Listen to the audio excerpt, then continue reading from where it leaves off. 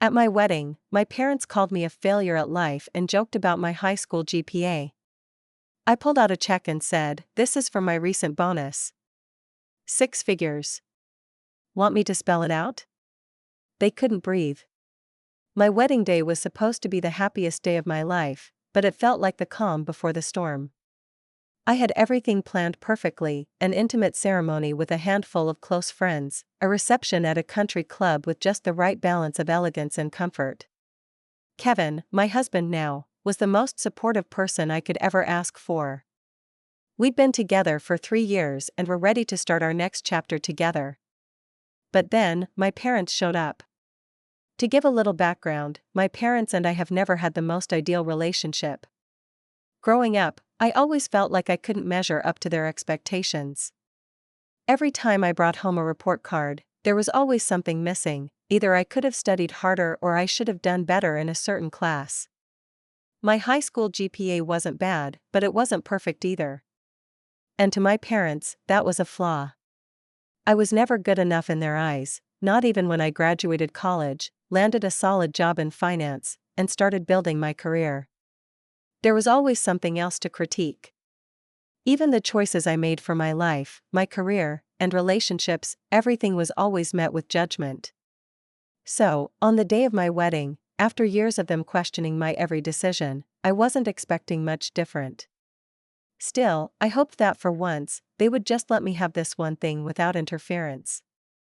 The ceremony itself went off without a hitch. The vows were exchanged, my heart felt full as I said I do to the person who truly loved and supported me. But when the reception rolled around, and we all sat down to eat and chat, things quickly went from joyous to awkward. My parents sat at their table, not far from the dance floor, their eyes scanning the room with their usual air of disapproval. It wasn't overt, but it was there. I could feel it. Kevin and I were mingling with some friends when I heard my mother's voice rise above the others.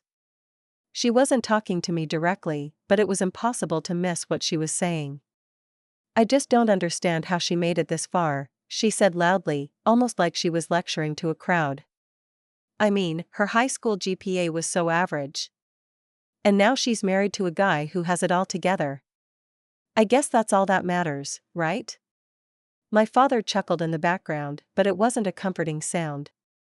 "She never did anything extraordinary. Not in high school, not in college. She's always just been, well, average." I felt my face heat up. I had to look away before they could see the hurt. Why did they have to do this? Why did they always have to drag me down when things were supposed to be about happiness? I could already hear the familiar words running through my mind: "You're not good enough. You could have done more. You could have been better." Those were my parents' words, always lurking in the background of my life, waiting to resurface at the most inconvenient times. But today wasn't just any day. It was my wedding. And this time, I wasn't going to let them ruin it. I excused myself from the conversation I was having with Rachel and walked over to where my parents were sitting. They didn't notice me at first, so I stood there for a moment, gathering my courage. I knew I was about to say something that I couldn't take back, but I didn't care anymore. "Mom, Dad," I started, my voice tight but controlled. "Can we have a moment?" They both looked up, their faces blank at first. Then my mother's lips twitched into that familiar, unkind smirk. "What is it, dear? Are we interrupting something?" I didn't reply to her sarcasm. I just stood there, feeling my chest tighten as I stared at both of them. They had made their criticisms clear, but I wasn't going to let them define me anymore. "I've been thinking," I said, my voice steady despite the boiling anger I felt. "I've been thinking about everything you've said about me over the years. All the criticism. The constant comparing. The belief that nothing I've done is good enough for you." I let that hang in the air for a moment before continuing. "I used to believe it. I used to think I wasn't good enough. But I'm done with that." I could see my mother's expression shift slightly, but she didn't say anything. My father, on the other hand, just nodded, like he had already decided what I was going to say next. "Don't get me wrong," I added, my words slow but deliberate. I know you think you've done your part. You've given me advice. You've tried to shape me. But I'm done seeking your approval. I reached into my purse and pulled out an envelope. I didn't hesitate. I opened it and slowly slid the check out, laying it flat on the table in front of them. My father's eyes immediately flicked to the numbers, his expression changing from smug to something I couldn't quite read. "This is from my recent bonus," I said, my voice low but clear. 6 figures. I watched as both of their faces turned pale. My mother's mouth opened slightly, but she didn't speak. My father looked like he was choking on the words he had just spoken about me minutes earlier. They both stared at the check, eyes darting back and forth between it and me, clearly trying to process what was happening. I didn't wait for them to find their words. I wasn't going to let them dismiss me again. Not today. "You see," I continued, "I've been busting my ass for years to get to this point. This average person you love to talk about, who you've always considered a failure, has managed to build a career and a life on her own. And not just any career, a career that paid her 6 figures this year." I watched them struggle for a response, but there was none. I wasn't waiting for one. This was my moment. The moment I finally made them see me for who I was, not the broken little girl they tried to mold into their perfect image. "I don't need your approval anymore," I said, the words heavy in the air. "I've done well. I've succeeded. And it's not because of you. It's in spite of you." I felt lighter. Stronger. As if I had let go of a weight that had been pulling me down for too long. I turned on my heel and walked away without a backward glance. Kevin had been watching from across the room, and I could see the pride in his eyes as I rejoined him at our table. He didn't need to ask me what had happened. He could see it in my face. The night went on, but the tension was gone. I had finally stood up for myself, and I wasn't going to let anyone take that away from me. As the evening wore on, the weight of the confrontation settled in my chest. I had stood up for myself in a way I never thought I could, but there was a part of me that still felt unsettled. I was proud of what I'd done, there was no denying that. But a small, almost imperceptible voice in the back of my mind asked if I'd gone too far. Was it really necessary to drop the check on the table? To make them feel so small in front of everyone? Kevin noticed the change in my demeanor right away. His hand gently brushed against mine as we sat at our table, surrounded by friends and family. I tried to smile, but it felt strained, like I was still processing the events that had just unfolded. "Are you okay?" he asked softly, his eyes full of concern. I nodded, but I could feel my heart still racing. "I'm fine," I said, my voice a little too sharp. "I just needed to do that." Kevin didn't push me further. He knew I was handling things in my own way, just like I always had. That was one of the things I loved about him, he never forced me to explain myself when I wasn't ready. I looked over at my parents, who were still sitting at their table, quietly talking among themselves. My mother had a tight smile plastered on her face, but her eyes avoided mine. My father, on the other hand, was staring at his plate, his hands folded in front of him. The smugness that had been there earlier was gone, replaced by something darker, perhaps guilt, perhaps shame. But I didn't feel sorry for them. I should have felt a sense of relief, of victory even, but there was a part of me that couldn't shake the feeling of unresolved tension. The moment I had longed for had finally arrived, but it felt almost anticlimactic. In the grand scheme of things, had I really accomplished what I set out to do? Or had I just created a rift that could never be repaired? Kevin noticed the shift in my expression and gently squeezed my hand. "You did the right thing," he said, his voice steady. "You don't owe them anything. Not anymore." I smiled weakly at him, grateful for his unwavering support. "I know," I said. "I just wish it didn't feel like I'm the one who's been carrying the weight of everything for so long." Kevin nodded, understanding all too well. "You've been carrying it for years. But today, you let it go. You don't have to carry that burden anymore." I wanted to believe that.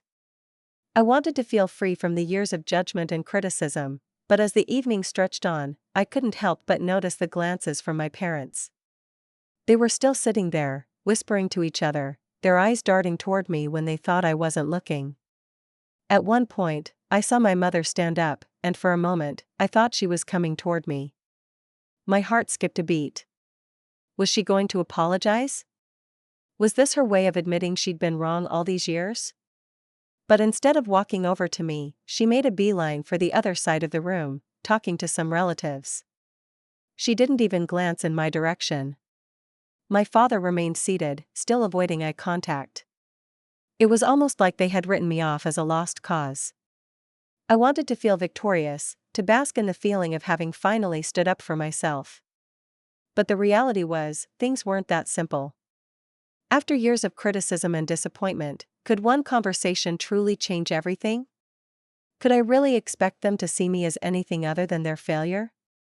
The evening wore on, and the celebration continued.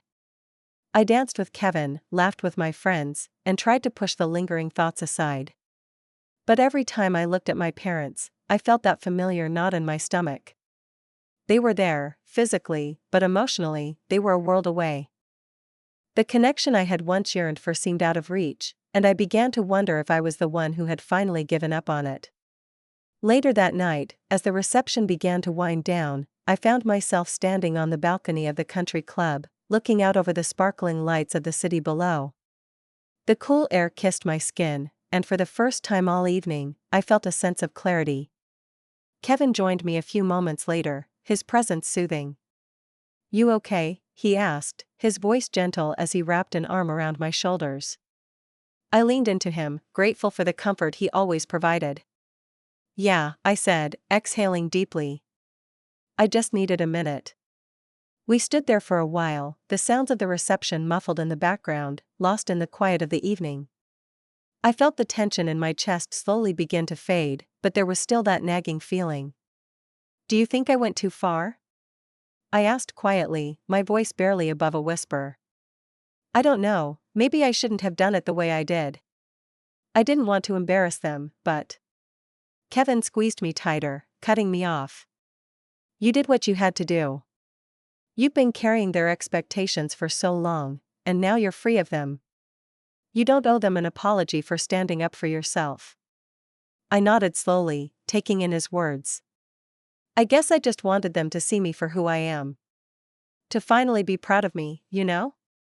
I wanted them to acknowledge everything I've accomplished, not just look at me like I'm still that scared little girl trying to please them." Kevin kissed the top of my head, offering the reassurance I needed. "They may never see you the way you want them to. But you don't need them to. You have me. You have your friends. You have yourself. And that's more than enough." I smiled, feeling a sense of peace settle over me. "You're right," I said. "I don't need their approval. Not anymore." As we turned to head back inside, I felt a shift within myself. It wasn't a sudden, dramatic change, but it was there. Maybe standing up for myself hadn't solved all of my problems with my parents. Maybe it hadn't healed all the wounds they had left behind over the years. But it was a step. A step toward reclaiming my own worth, independent of their expectations. The night ended quietly. My parents left without a word. There was no apology, no grand reconciliation. But in the end, that didn't matter. What mattered was that I had finally taken control of my life. And that felt like enough. The days following the wedding were a blur. I had barely taken a breath before it was time to settle into married life with Kevin, but the feeling from that night lingered in my thoughts. That sense of liberation, of finally standing up for myself in the face of my parents' constant judgment, felt empowering, but also isolating. I knew that nothing would ever be the same between us, and I wasn't sure if that was a bad thing or not. I didn't hear from my parents in the days after the wedding. No calls, no texts, nothing. I didn't expect an apology, after all, that wasn't their style, but I also wasn't prepared for the silence. Part of me had hoped they'd reach out, maybe try to make amends, but another part of me realized that the silence was probably the best thing. Weeks passed, and the reality of my decision began to sink in. I had always tried to live up to their standards, always hoped they'd see my worth in the same way I had to fight for it. But now, with that check laid out before them, the truth had been put in front of them. I wasn't the person they wanted me to be. I was, and had always been, my own person. And that meant that their approval no longer held the weight it once did. Then, one afternoon, out of the blue, I got a message from my mother. It wasn't a phone call, which was unexpected given that she usually preferred to talk things out over the phone. It was just a short text: "We need to talk. It's about what happened at your wedding." I took a deep breath, my fingers hovering over the phone screen. After all that had happened, I didn't know if I even wanted to engage with her. But something inside me told me to at least hear her out. Maybe they were finally ready to apologize, to acknowledge how hurtful their words had been. Or maybe they had just come to terms with the fact that I wasn't the child they wanted to mold. Either way, I was curious about what was going to happen next. I texted her back. "Sure. When do you want to meet?" Within minutes, she responded with a time and place: a local cafe just outside of town. When I arrived, I didn't know what to expect. The last time I saw them, everything had been tense and awkward. I knew that this conversation wasn't going to be easy, but I had to be prepared for anything. My mother was sitting at a table near the window when I walked in. Her expression was unreadable, which only made me more nervous. There was a slight hesitation in her eyes when she saw me, but she waved me over. I sat down slowly, trying to gauge the situation.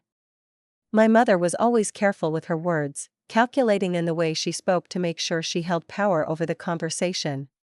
But I wasn't the same person I was back then. I had changed. We exchanged pleasantries at first, small talk about life, about the wedding, about Kevin. But the tension was palpable, and it wasn't long before she steered the conversation toward the reason we were there. "I've been thinking about that night," she began, her voice softer than usual. "About what happened with the check." I waited for her to continue, but she fell silent for a moment. I could tell she was trying to collect her thoughts, but I wasn't in a rush. This was my moment to listen and choose how I would respond. I wasn't prepared for that," she said slowly, her eyes avoiding mine for the first time. "You've always been difficult to understand, and I admit, I didn't give you enough credit. That moment at the wedding, it was a wake-up call for me." I raised an eyebrow, surprised by her acknowledgement. "What do you mean?" My mother sighed, leaning back in her chair, finally meeting my gaze. "I've always thought I knew what was best for you. But maybe I've been wrong. You've proven that you're capable of more than I ever imagined. And I've been blind to that." I felt a strange knot in my stomach. I wasn't sure if I should be relieved or frustrated.